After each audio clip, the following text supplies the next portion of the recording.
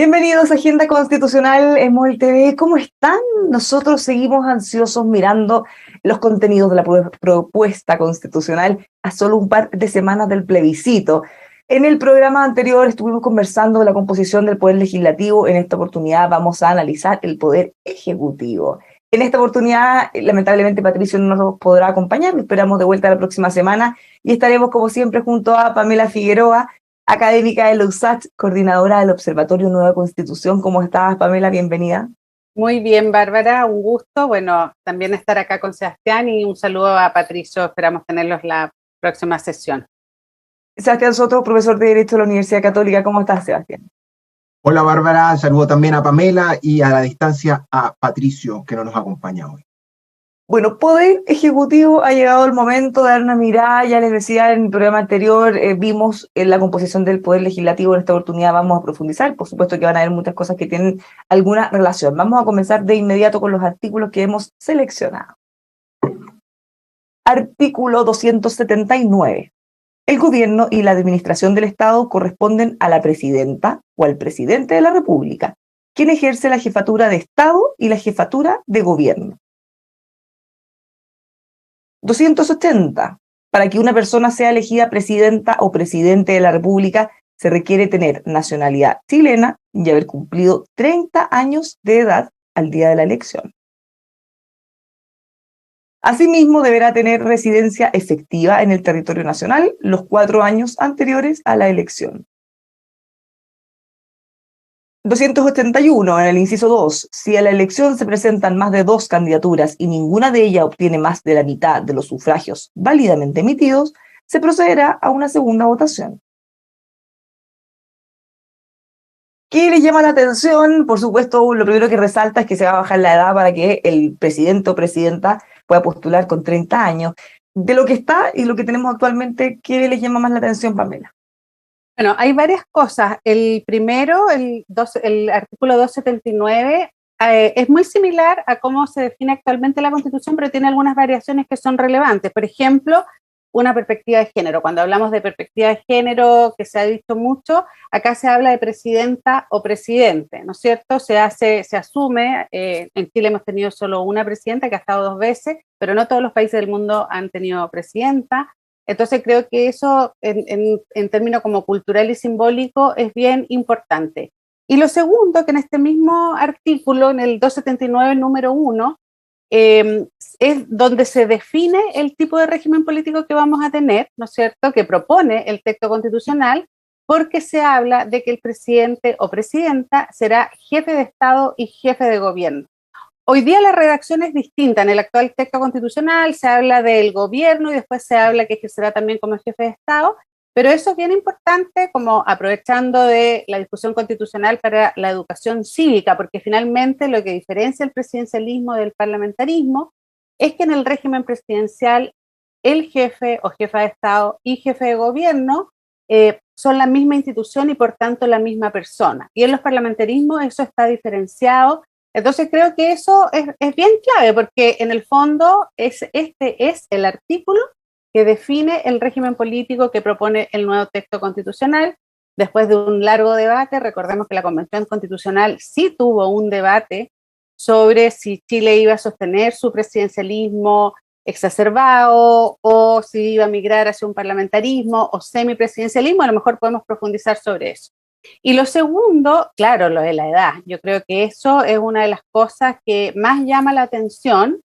Yo creo que teníamos como una visión, ¿no es cierto?, que en general los presidentes o presidentes eran personas más adultas, con más experiencia, pero hoy día que ya tenemos un presidente muy joven, que no ha sido el único candidato presidencial joven ni líder de gobierno de Estado joven que ha tenido el país, pero sí ya como que se hace efectivo que tengamos un presidente tan joven, se planteó esta idea de que pudiese ser presidente de la República alguien que tenga recién cumplido los 30 años. Ya son cosas que van cambiando, así como en Chile todas nuestras constituciones y nuestras leyes electorales han ido cambiando, por ejemplo, la edad de derecho a voto o la edad de tener derecho a ser electo. y creo que eso llama mucho la atención. O sea, no tenemos una experiencia, no conozco ningún presidente a nivel mundial que llegue a los 30 años. Yo creo que Boric está de los más jóvenes a nivel global, así que sin duda ese es un punto que llama mucho la atención, y bueno, vamos a ver qué pasa con eso. Sebastián.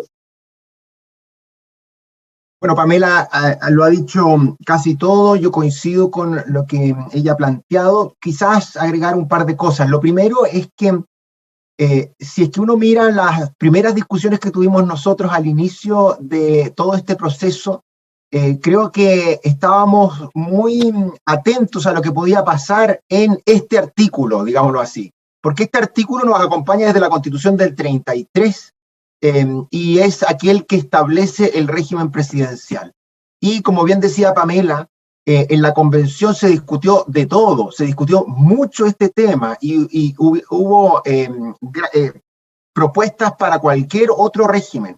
Y finalmente fue el presidencialismo el que se establece. ¿Y eso por qué? Yo creo que tanto por la debilidad de las propuestas o por los defectos de las otras alternativas, esto de despojarle a la ciudadanía la decisión presidencial, la decisión de quién es el presidente, fue un argumento muy fuerte, es decir, que el presidente fuera electo por otros, el Congreso en este caso, y no directamente por la ciudadanía, fue muy cuestionado. Y la idea del parlamentarismo, creo yo, también se desinfló por la carencia de contrapesos. Entonces, a mi juicio, que este artículo, en una convención que claramente intentó ser refundacional en todos los temas, se mantenga, es un signo de que el presidencialismo está inscrito a fuego en nuestra alma política, diría yo. Ahora, la pregunta es interesante porque si es que esta discusión constituyente sigue hacia adelante en caso de imponerse el rechazo, escuchaba yo la otra vez a Alfredo Joinian decir que debiéramos ya dar por sentado el presidencialismo, no volver a hacer una discusión. Yo soy presidencialista, lo he sido siempre, por lo tanto a mí esa es una postura que me persuade, porque creo que después de un año de discusión no tenemos que volver a discutir el régimen de gobierno en caso de imponerse el rechazo, y pienso entonces que nosotros deberíamos partir desde esta base, desde la base presidencial, e intentar mejorar lo que hemos hablado tantas veces. Y por último, Pamela mencionó ya la cláusula a los 30 años, yo quisiera agregar esta cláusula que se le ha denominado la cláusula Parisi, en la cual se establece que aquel que quiera ser candidato a presidente debe residir en Chile, lo cual es una cláusula, creo, muy contingente, pero bastante razonable. Parece como una obviedad. Lo que pasa es que a propósito de la candidatura de Parisi, eso era muy extraño para todos y lo vivimos. Así es.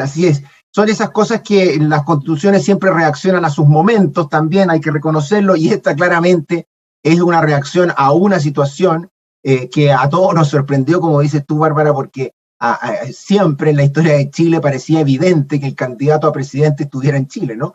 Ahora, aquí se establece la regla de una residencia en los 4 años anteriores a la elección, que pudo ser menos, pudo ser, diría yo, pero en fin, es una regla contingente a esa realidad. ¿Y qué le parece que pueda ser presidente alguien con 30 años? Mira, la edad, como ha dicho Pamela, en muchos temas ha tendido a ser reducida. Inicialmente los presidentes y senadores hasta la reforma del 2005 tenían que tener 40 años. En la reforma del 2005 se redujeron a 35, tanto para ambos, ¿no?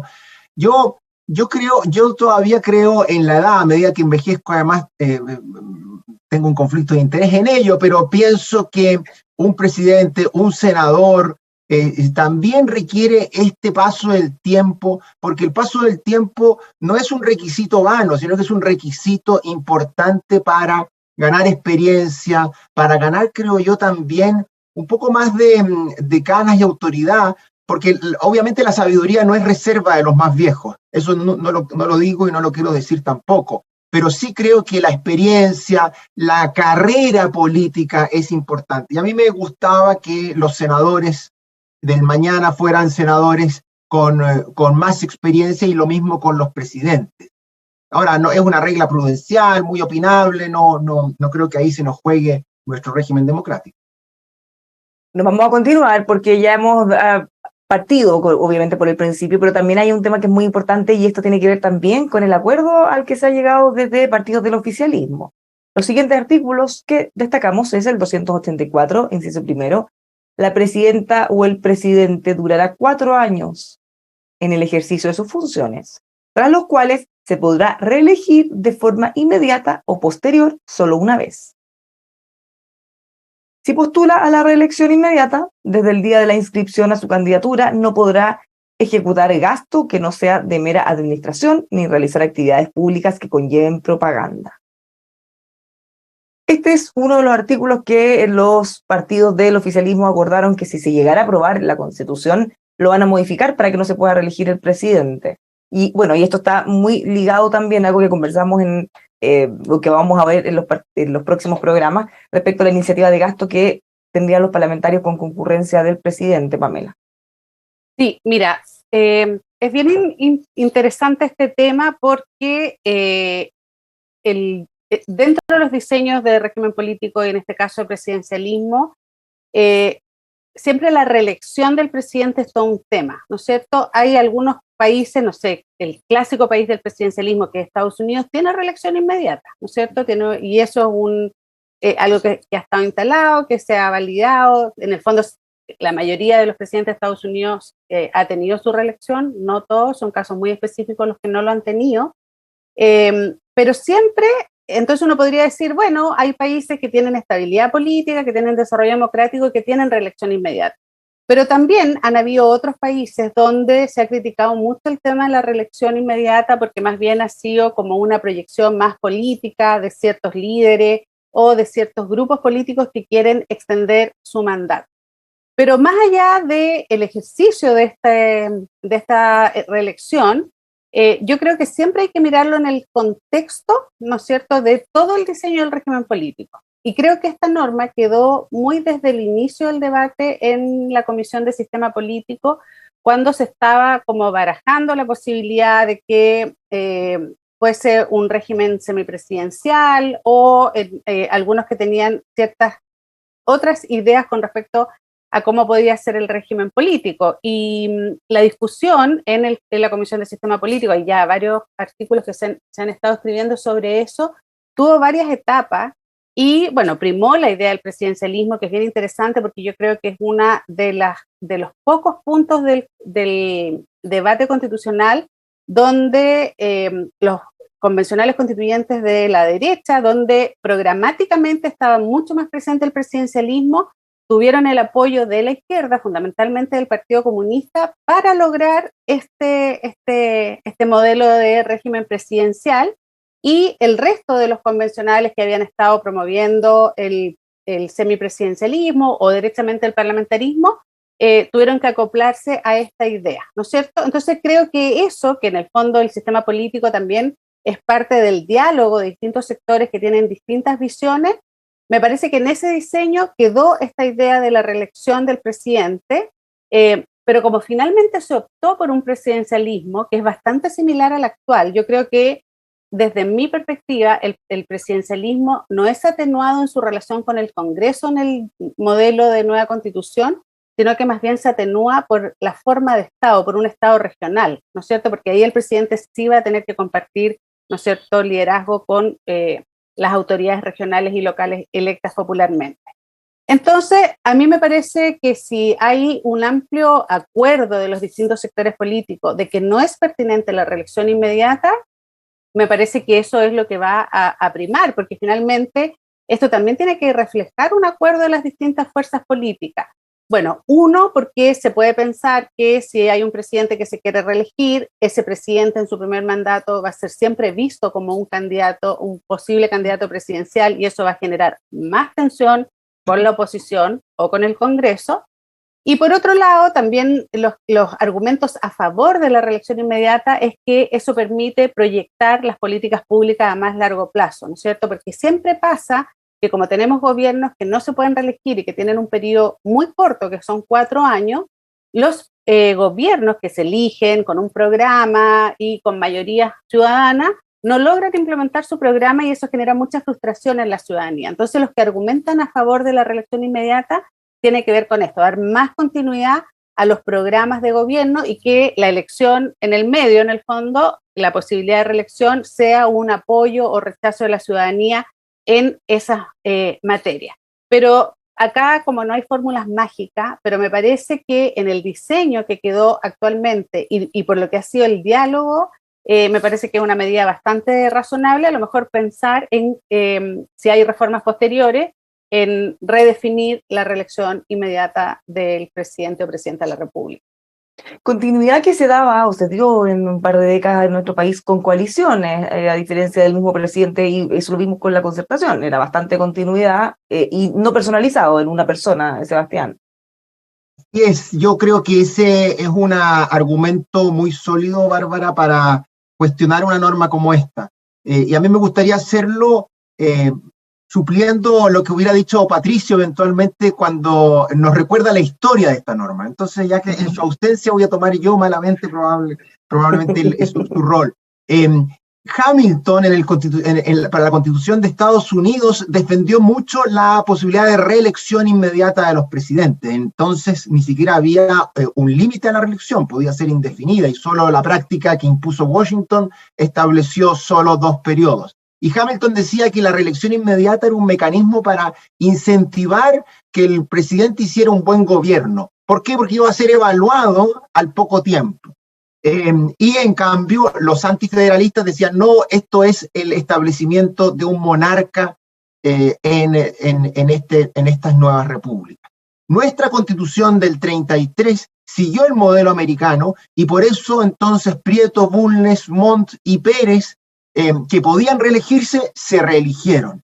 Pero a mediados del siglo XIX, o más bien en la segunda mitad del siglo XIX, se discutió la reelección y para quitarle poder al presidente es que se limitó la reelección inmediata. Y por eso, desde entonces, ninguna constitución ha establecido la reelección inmediata hasta ahora. Y entonces la pregunta es, ¿por qué lo hace la convención? ¿Por qué además la coalición de centro-izquierda en el acuerdo que ha propuesto lo elimina? Y es porque yo creo que este es un punto crucial. En esto la convención no comprendió, a mi juicio, el riesgo que hay aquí. Y la política lo comprende de inmediato. Lo comprende de inmediato por 2 razones. La primera, porque es casi una ley natural que todo presidente quiere reelegirse. Todo presidente, aunque no lo diga, en lo más profundo de su ser, quiere reelegirse. Y entonces pensemos en Chile. Frei, Lagos, Bachelet y Piñera han querido reelegirse. Algunos lo han logrado y otros no lo han logrado, ¿cierto? Entonces hay ahí una cuestión muy natural. Y lo segundo es preguntarse, bueno, ¿cuál sería probablemente el presidente que se reelija el día de mañana? Y a mí me parece que la experiencia latinoamericana, cómo es la política hoy, ya no es la de Hamilton, sino que es muy distinta, nos lleva a decir que el presidente que se reelegiría probablemente sería, llamémoslo así, el presidente populista, no el presidente institucional. Es decir, el presidente que haga todo lo posible por reelegirse y estrese lo más posible las normas que lo limitan, y no el presidente institucional que es presidente de todos los chilenos y chilenas. Y por eso entonces yo miro con buenos ojos que hay una intensa crítica a una norma como esta, que la centroizquierda haya acordado eliminarla el día de mañana. Y por último, no olvidemos que es este tipo de reglas la que ha permitido la consolidación del poder en autocracias o dictaduras latinoamericanas. Chávez en su primer periodo no tuvo el poder que más adelante le regaló la reelección inmediata. No tuvo la opción de egolatría que más adelante le regaló la reelección inmediata. Lo mismo Morales y tantos otros. Por eso entonces yo critico severamente una norma como esta. Bueno, tal cual, como dicen, puede ser un poco complejo para las campañas ahora en estas últimas semanas, porque esto, si bien está en la propuesta, hay, ya lo decían ustedes, un acuerdo para que pueda ser modificado. Vamos con el siguiente artículo que puede ser también muy relevante respecto a atribuciones de este presidente o presidenta. Artículo 287. Son atribuciones de quien ejerce la presidencia de la República, entre ellas, nosotros seleccionamos esta, conceder indultos particulares, salvo en crímenes de guerra y de lesa humanidad. Sebastián. Bueno, este es un artículo bastante común en las constituciones chilenas, es el artículo que tiene las atribuciones especiales del presidente de la República. y la que tú acabas de mencionar es también una atribución antigua en nuestro derecho. De hecho, estoy mirando aquí un documento que yo recomiendo, que editó el Mercurio, que es la Constitución Política de la República de Chile histórica, y señala que una norma como esta viene de la Constitución del 18, de 1818. ¿Y por qué? Porque los presidentes tienen algún tipo de atribuciones también en ámbitos judiciales, y este sería el caso de conceder indultos, es decir, una vez, porque no son amnistías, hay que distinguirlo a pesar de que la confusión que nos han intentado plantear algunos.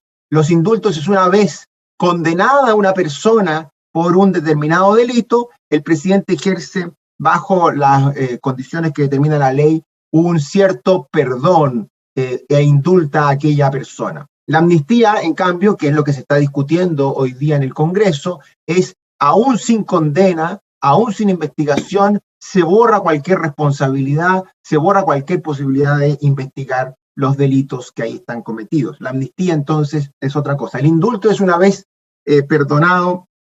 condenado a una persona. Yo no veo problema en esta disposición, es una disposición que algunos han criticado porque debilita o erosiona o es una perforación de la separación de poderes, donde los jueces condenan y luego viene el presidente y perdona. Pero me parece que hoy día la ley está relativamente acotada, siempre dentro de un marco de condiciones humanitarias a personas que están en sus últimos días, y las discusiones ahora entre nosotros ha sido esta idea de si indultar o no a los presos de Punta Peuco, muchos de ellos condenados por delitos de lesa humanidad. Yo creo que sí debieran ser indultados, porque lo importante del indulto, el centro es que prime las condiciones humanitarias antes que la sanción misma.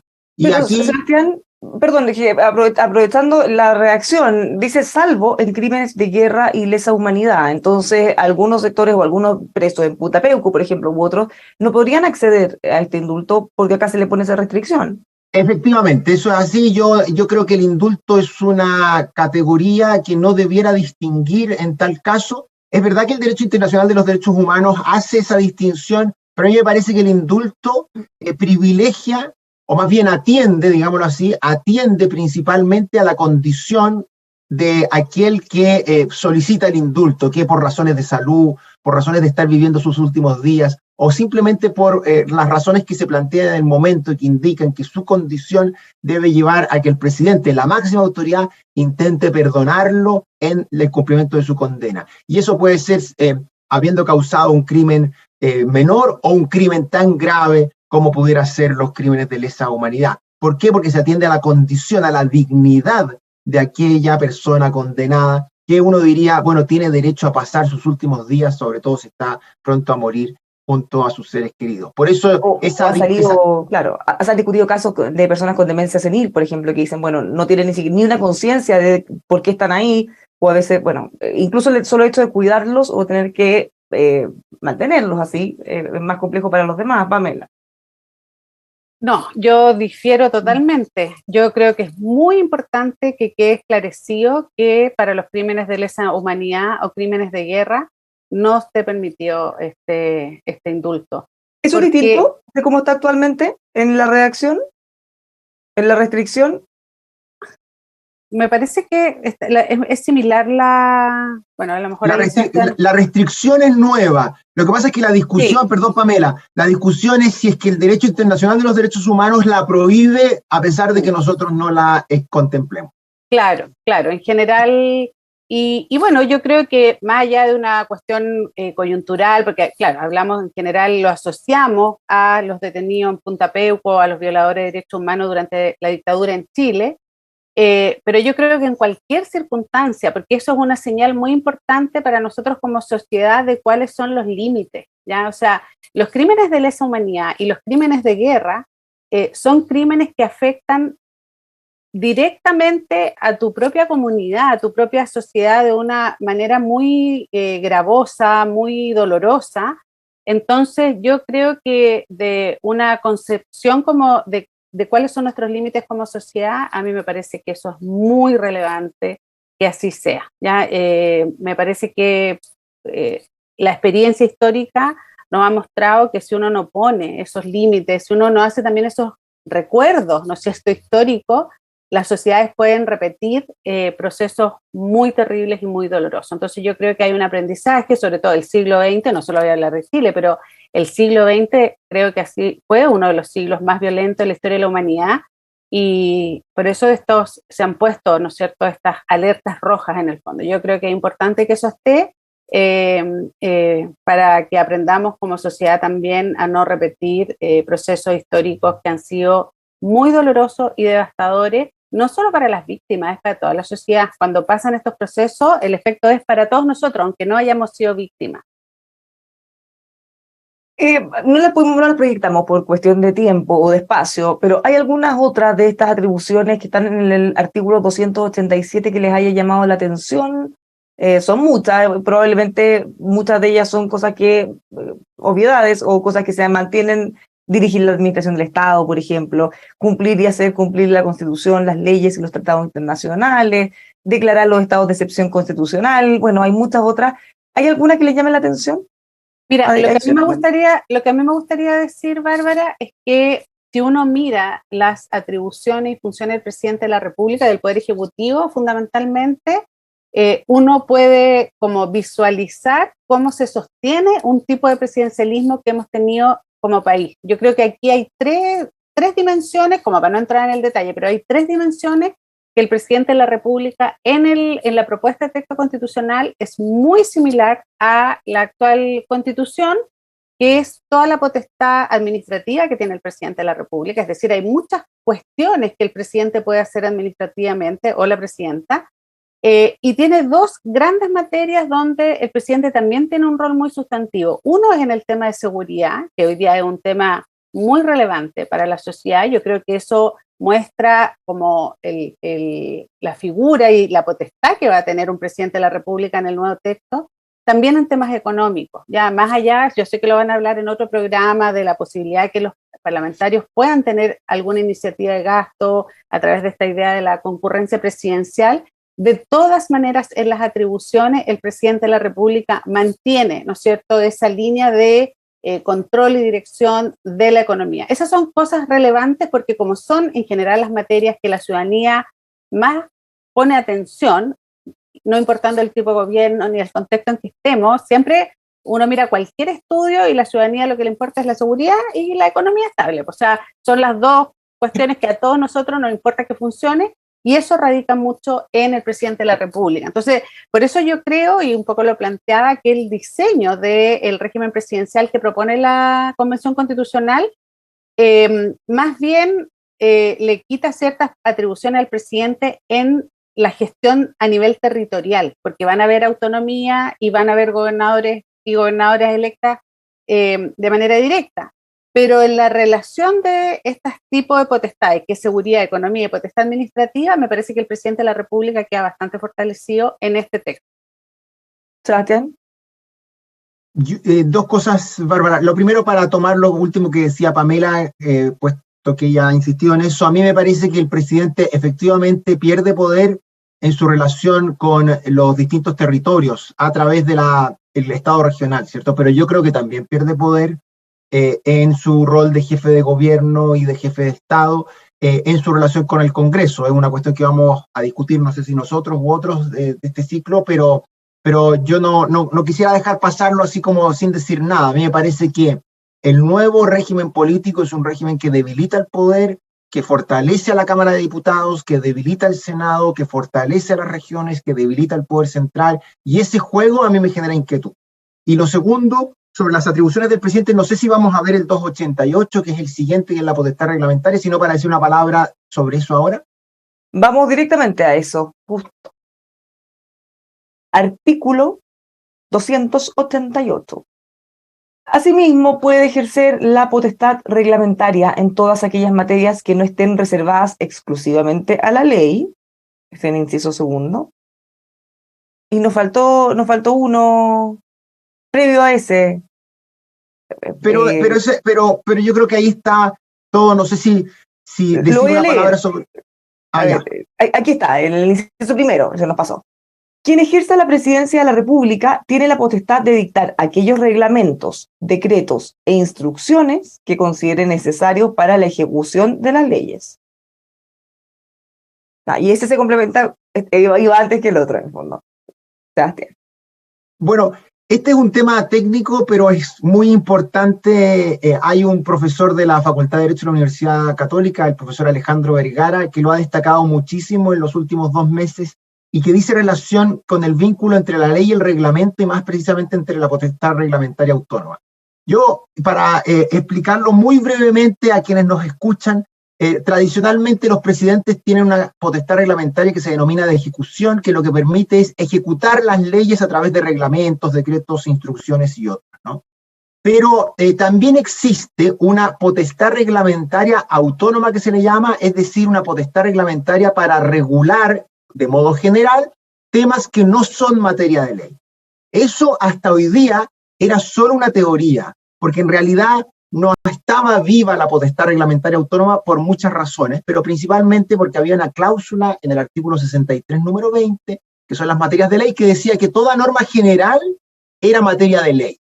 Pues bien, hoy día, en el proyecto de nueva Constitución, como ha destacado el profesor Vergara, se elimina esa cláusula general y se mantiene la potestad reglamentaria autónoma, lo que quiere decir que eventualmente el día de mañana muchos presidentes o funcionarios van a querer o a intentar al menos regular materias de ley o materias que antes eran materias de ley por la vía de la potestad reglamentaria autónoma saltándose al Congreso.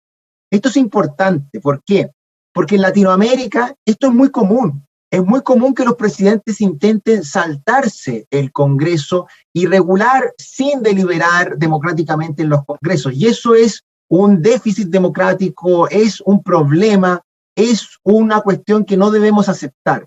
Y por esta norma que acaba de leer Bárbara, es por donde se puede colar esa trampa el día de mañana, por una potestad reglamentaria autónoma que resucita bajo el manto de esta eventual nueva Constitución. Y por eso yo creo que pese a ser un tema técnico, es un tema vital, porque los países latinoamericanos nos han mostrado que por aquí se cuela también el fantasma de la trampa y de saltarse el Congreso. Y eso no lo debemos aceptar y por eso debe ser corregido. Justamente le quería preguntar así para que quede muy, muy claro en términos concretos y prácticos, porque siempre existe un riesgo, un temor, que hemos visto en otros países que un presidente termine gobernando por decretos. ¿Se abre esa puerta o no? ¿Y qué tan abierta queda, Sebastián? Y ahí nos pasamos a Pamela. Bueno, yo, muy breve, yo espero que eso no sea. Nosotros no tenemos una cultura de legislar por decreto. Eso es un dato. Pero esta cláusula, al menos en abstracto, al menos en teoría, nos permite o permitiría aquello. Y entonces, ¿cómo se debe corregir? Es muy fácil. Corregirlo es, dado que la Constitución eligió el dominio mínimo legal, que es otra cosa que podemos discutir después, si es en una lógica de dominio mínimo legal, lo que tenemos que hacer es eliminar la potestad reglamentaria autónoma. Eso es lo que diría yo, eso es lo que ha desarrollado también Alejandro Vergara, porque él lo ha desarrollado y ustedes pueden poner en internet todas sus columnas sobre esto, con mucho más detalle para ver los ejemplos. Pero yo creo que el día de mañana, en un contexto de dominio mínimo legal, no debiera existir el número 2 de este artículo 288 que acabas de leer tú. Pamela. Sí, yo creo varias cosas. La potestad reglamentaria, como bien dice Sebastián, es uno de los poderes más relevantes que tiene el Poder Ejecutivo, ¿no es cierto? Que es lo que a mí me hace sostener que el presidencialismo atenuado se da mucho más por la relación con los gobiernos regionales que por las potestades presidenciales, porque hay varias cosas que mirar acá. En general, uno tiende a sostener que el presidencialismo puede ser exacerbado o hiperpresidencialismo por las funciones y atribuciones que tiene normativamente el presidente de la República. Pero como bien sabemos, el ejercicio del poder político es relacional, es en relación a otros, no solo porque tú tienes una lista de atribuciones o una lista de funciones en el texto constitucional.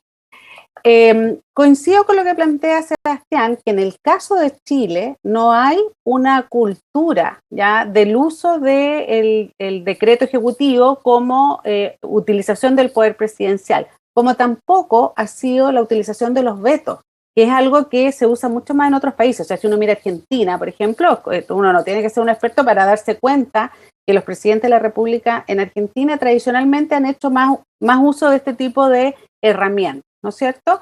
Con un sistema presidencial en otro contexto muy distinto al nuestro. Entonces creo que no solo tiene que ver con cómo está escrita estas funciones y atribuciones presidenciales, que sí hay que observarla, porque en un caso de crisis o en un caso puntual, sí un presidente o presidenta de la República podría hacer uso de eso.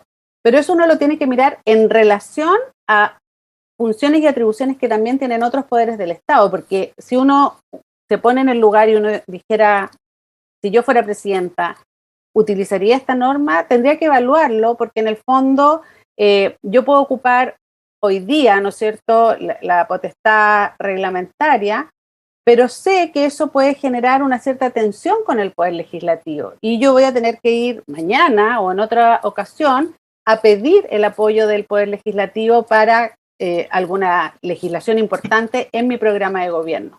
Entonces eso tiene que ver en la relación también con el Poder Legislativo, porque un presidente no va a ocupar solo el decreto, la posibilidad de decretar leyes, si es que sabe que se tiene que relacionar con un Congreso donde hay una pluralidad de representación política.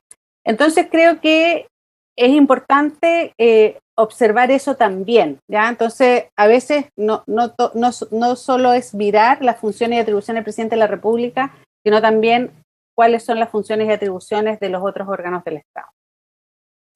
¿Qué otra cosa de los que ustedes pudieron mirar en profundidad, ya sea de lo que hemos conversado, de lo que tenemos en la actual Constitución, de lo que se discutió y quedó o no quedó, también están mirando, pensando quizá en no sé, cosas que pudieran haber quedado mejor, cosas que también deberían ser modificadas eventualmente, y su evaluación global de cómo quedaría constituido el Poder Ejecutivo, Sebastián?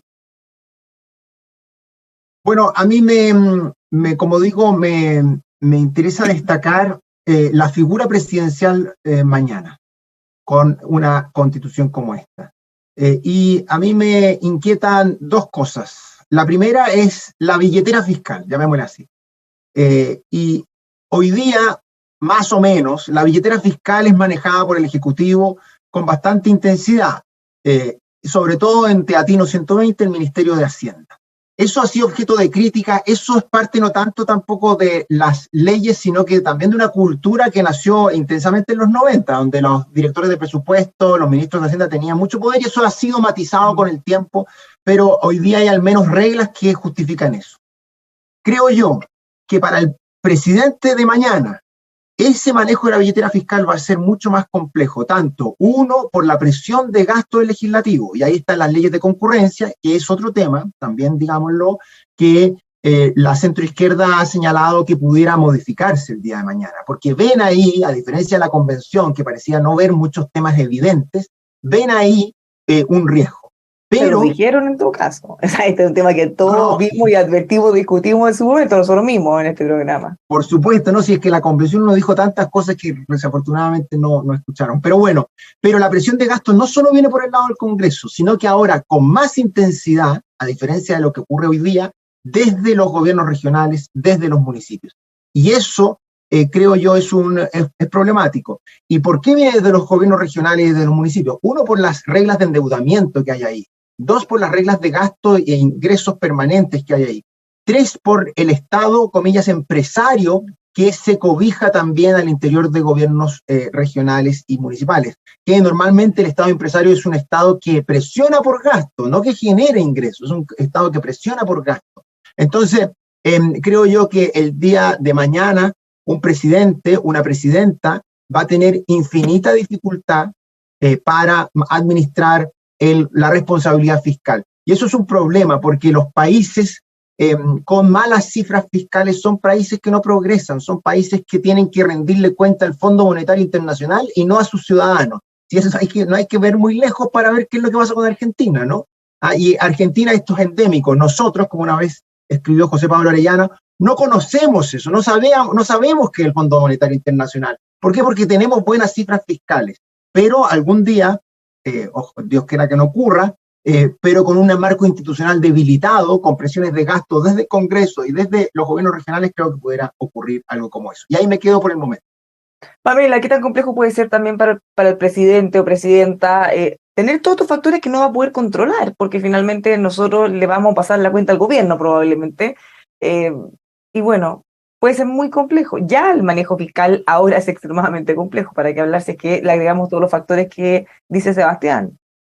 Sí, bueno, a ver, yo creo que una de las cuestiones fundamentales de una constitución política y de los diseños institucionales es generar estos frenos y contrapesos, ¿no es cierto? Pero también la posibilidad de que un gobierno gobierne, y eso significa que tenga herramientas para poder llevar a cabo su programa de gobierno. Eso es un equilibrio que es difícil hacer porque tiene que ver con el diseño institucional, pero también tiene que ver con el ejercicio de la política. Bueno, en la historia de Chile, este tema del manejo fiscal del presidente de la República siempre ha sido muy relevante, ¿no es cierto? Si uno va al presidente Balmaceda, ¿no es cierto?, que finalmente determina su vida la disputa que tuvo con el Congreso en términos presupuestarios, nos marcó, ¿no es cierto?, en un diseño institucional futuro donde el presidente de la República tenía un rol relevante en eso. También Sebastián señalaba que durante la transición a la democracia se estableció otra regla, que es la regla fiscal, que es una regla creada por el ministro Nicolás Izaguirre, que yo creo que todos los gobiernos, todos los partidos políticos, más allá de cualquier tendencia política, ha reconocido, ¿no es cierto?, este aporte que hizo el ministro Nicolás Izaguirre, que lo instaló en el gobierno. Yo creo que eso es muy relevante, porque también esa idea de regla fiscal ha quedado y de alguna manera queda en el texto constitucional de la propuesta de la Convención Constituyente cuando señala, ¿no es cierto?, que cualquier implementación, ¿no es cierto?, de los derechos sociales va a tener que estar asociada a esta regla fiscal. Eso ha sido muy importante porque yo creo que sobre todo desde los 90 en adelante, las crisis económicas que han tenido el mundo y la región, Chile las ha llevado bien por esta norma de regla fiscal, también por esta como visión contracíclica del desarrollo económico, y eso es algo que me parece que está muy incorporado en el sistema político chileno.